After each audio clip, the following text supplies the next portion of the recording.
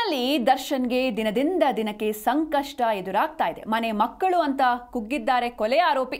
ಕನ್ನಡಿ ಹಾಗೂ ಬಾಚಣಿಗೆ ನೀಡೋದಕ್ಕೆ ಸಿಬ್ಬಂದಿ ಹಿಂದೇಟು ಹಾಕ್ತಿದ್ದಾರೆ. ಜೈಲಿನಲ್ಲಿ ದರ್ಶನ್ಗೆ ದಿನದಿಂದ ದಿನಕ್ಕೆ ಸಂಕಷ್ಟ ಎದುರಾಗ್ತಾ ಇದೆ. ಒಂದ್ ಕಡೆ ಹಾಸಿಗೆ ದಿಂಬು ಬೆಡ್ಶೀಟ್ ಇಲ್ಲ ಅಂತ ಕೊರಗ್ತಿದ್ರು. ಇದೀಗ ಇನ್ನೊಂದು ಸಂಕಷ್ಟ. ಕನ್ನಡಿ ಹಾಗೂ ಬಾಚಣಿಗೆ ನೀಡೋದಕ್ಕೆ ಸಿಬ್ಬಂದಿಗಳು ಹಿಂದೇಟು ಹಾಕ್ತಿದ್ದಾರೆ.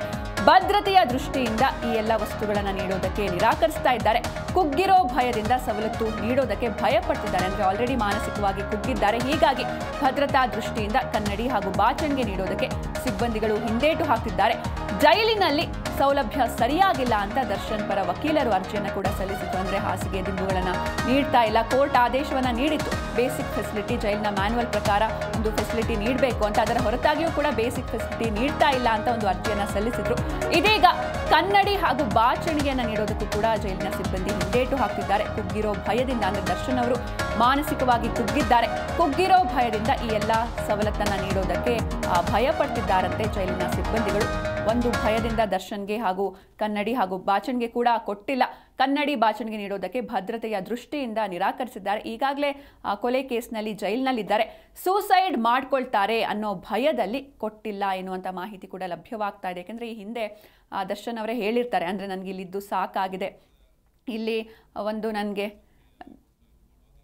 ದಿಂಬು ಹಾಸಿಗೆ ಎಲ್ಲ ನೀಡಿಲ್ಲ, ಅದ್ರ ಬದಲು ನನಗೆ ವಿಷ ಕೊಡಿ ಎನ್ನೋದಾಗಿ ಅವರು ಕೋರ್ಟ್ನಲ್ಲಿ ಅಥವಾ ಜಡ್ಜ್ ಮುಂದೆ ಹೇಳಿದ್ರು. ಹೀಗಾಗಿ ಈ ರೀತಿ, ಅಂದರೆ ಆಲ್ಮೋಸ್ಟ್ ಈ ರೀತಿ ಖೈದಿಗಳಿಗೆ ಕನ್ನಡಿ ಅಥವಾ ಬಾಚಣಿಗೆಯನ್ನು ನೀಡೋದಿಲ್ಲ. ಅಂದರೆ ಜೈಲಿನಲ್ಲಿ ಅವರು ಆಲ್ರೆಡಿ ಕುಗ್ಗಿ ಹೋಗಿರ್ತಾರೆ ಅಪರಾಧಿಗಳು ಅಥವಾ ವಿಚಾರಣಾಧೀನ ಖೈದಿಗಳು.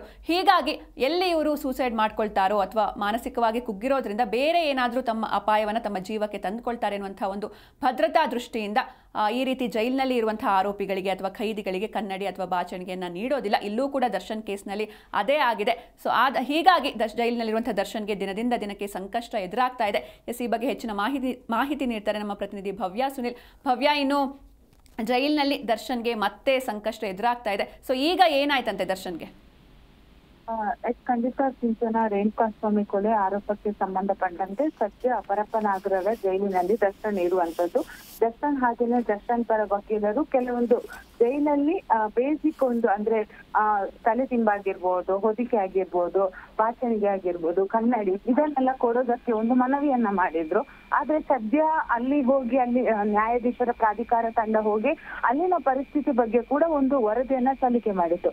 ಪ್ರಮುಖವಾಗಿ ದರ್ಶನ್ಗೆ ಬಾಚಣಿಗೆ ಆಗಿರ್ಬೋದು, ಕನ್ನಡಿ ಆಗಿರ್ಬೋದು, ಕೆಲವೊಂದು ವಸ್ತುಗಳನ್ನ ಯಾಕೆ ಕೊಟ್ಟಿಲ್ಲ ಅಂದ್ರೆ, ಈಗಾಗಲೇ ದರ್ಶನ್ ನ್ಯಾಯಾಧೀಶರ ಎದುರು ವಿಡಿಯೋ ಕಾನ್ಫರೆನ್ಸ್ ಮುಖಾಂತರ, ಅಂದ್ರೆ ತನಗೆ ಜೈಲಿನಲ್ಲಿ ಇರೋದಕ್ಕೆ ಆಗಲ್ಲ ಅಂತ ತನ್ನ ಅಳಲನ್ನ ತೋಡ್ಕೊಂಡಿದ್ದು. ಅಷ್ಟು ಮಾತ್ರವಲ್ಲದೆ ನನಗೊಬ್ಬನಿಗೆ, ಅಂದ್ರೆ ಉಳಿದ ಆರೋಪಿಗಳನ್ನ ಬಿಟ್ಟು ನನಗೊಬ್ಬನಿಗೆ ವಿಷವನ್ನ ಕೊಡಿ ಅಂತ ಕೂಡ ಮನವಿಯನ್ನ ಮಾಡಿದ್ರು. ಸೊ ಹೀಗಾಗಿ ಎಲ್ಲೋ ಒಂದು ಕಡೆ, ಅಂದ್ರೆ ತಾನು ಹೊರಗಡೆ ಐಷಾರಾಮಿಯಾಗಿ ಹಾಗೇನೆ ಹೆಸರುವಾಸಿಯಾಗಿ ತಾನು ಜೀವನವನ್ನ ನಡೆಸಿರುವಂತದ್ದು. ಸೊ ಹೀಗಾಗಿ ಪರಪ್ಪನ ಅಗ್ರಹಾರದಲ್ಲಿ ಮಾನಸಿಕವಾಗಿ ಕುಗ್ಗಿ ಸೂಸೈಡ್ ಮಾಡ್ಕೊಳ್ಳುವಂತಹ ಸಾಧ್ಯತೆ ಕೂಡ ಇರುತ್ತೆ. ಸೊ ಹೀಗಾಗಿ, ಯಾಕಂದ್ರೆ ಈ ಹಿಂದೆ ಕೂಡ ಬಹುತೇಕ ಇನ್ಸಿಡೆಂಟ್ಗಳು ಇತರೆ ಖೈದಿಗಳು ಕೂಡ ಮಾಡ್ಕೊಂಡಿರುವಂತದ್ದು.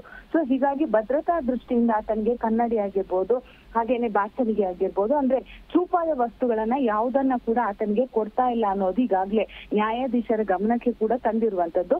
ಸೊ ಪ್ರಮುಖವಾಗಿ ಇವತ್ತು ತಾರೀಖು 27, ಸೊ 29ಕ್ಕೆ ಇದರ ಬಗ್ಗೆ ಆದೇಶ ಕೂಡ ಇದೆ. ಸೊ ಅವತ್ತು ಯಾವ ರೀತಿಯಾದಂತಹ ನ್ಯಾಯಾಧೀಶರು ಆದೇಶ ಕೊಡ್ತಾರೆ ಅನ್ನೋದು ಕೂಡ ಪ್ರಮುಖವಾಗಿರುವಂತದ್ದು. ಯಾಕಂದ್ರೆ ಶನಿವಾರ ಕೂಡ ವಾದ ಪ್ರತಿವಾದ ನಡೆದಿತ್ತು. ಈ ಸಂದರ್ಭದಲ್ಲಿ ಸುನಿಲ್ ಕೂಡ, ಅಂದ್ರೆ ದರ್ಶನ್ ಪರ ವಕೀಲ ಸುನಿಲ್ ಬಹಳಷ್ಟು ವಿಚಾರಗಳನ್ನ ನ್ಯಾಯಾಧೀಶರ ಗಮನಕ್ಕೆ ತಂದಿದ್ರು. ಅಂದ್ರೆ ದರ್ಶನ್ನ ವಾಸ್ತವ ಪರಿಸ್ಥಿತಿ ಹೇಗಿದೆ, ಸದ್ಯ ಆತ ಅನುಭವಿಸ್ತಿರುವಂತ ಯಾವ ರೀತಿ ಅನುಭವಿಸ್ತಾ ಇದ್ದಾನೆ, ಹಾಗೇನೆ ಆತನನ್ನ ಮೇನ್ ಪರಪ್ಪನಾಗರ ಜೈಲ್ಗೆ, ಅಂದ್ರೆ ಈಗಾಗಲೇ ಆತನನ್ನ ಕ್ವಾರಂಟೈನ್ ಅಲ್ಲಿ ಇಡಲಾಗಿರುವಂತದ್ದು.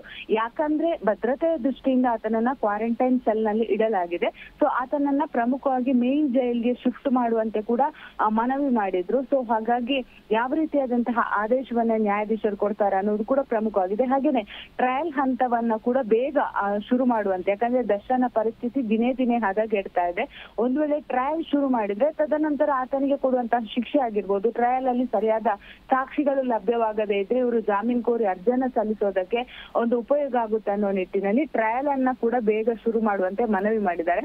ಒಟ್ಟಾರೆ ಹೇಳ್ಬೇಕಾದ್ರೆ ದರ್ಶನ್ ಭವಿಷ್ಯ ಸದ್ಯದ ಮಟ್ಟಿಗೆ ಬಹಳಷ್ಟು ಕಷ್ಟಕರ ಪರಿಸ್ಥಿತಿಯಲ್ಲಿ ಇರುವಂತದ್ದು. ಯಾಕಂದ್ರೆ ಲೋಯರ್ ಕೋರ್ಟ್ಗೂ ಜಾಮೀನನ್ನ ಸಲ್ಲಿಕೆ ಮಾಡದ ಪರಿಸ್ಥಿತಿಯಲ್ಲಿ ಇದ್ದಾರೆ. ಯಾಕಂದ್ರೆ ಸುಪ್ರೀಂ ಕೋರ್ಟ್ ಅವರ ಬೇಲ್ ಅನ್ನ ರಿಜೆಕ್ಟ್ ಮಾಡಿರೋ ಕಾರಣಕ್ಕಾಗಿ ಸದ್ಯ ಟ್ರಯಲ್ ಮುಗಿದ ಬಳಿಕ ದರ್ಶನ್ಗೆ ಏನೇ ಇದ್ರೂ ಕೂಡ ಹೊರಗಡೆ ಬರೋದಕ್ಕೆ ಅವಕಾಶ ಇದ್ರೂ ಕೂಡ ಟ್ರಯಲ್ ಹಂತ ಮುಗಿಲೇಬೇಕು ಸಿಂಚನ. ಓಕೆ, ಥ್ಯಾಂಕ್ ಯು ಭವ್ಯ ಸುನಿಲ್ ನಿಮ್ಮೆಲ್ಲ ಡೀಟೇಲ್ಸ್ಗಾಗಿ.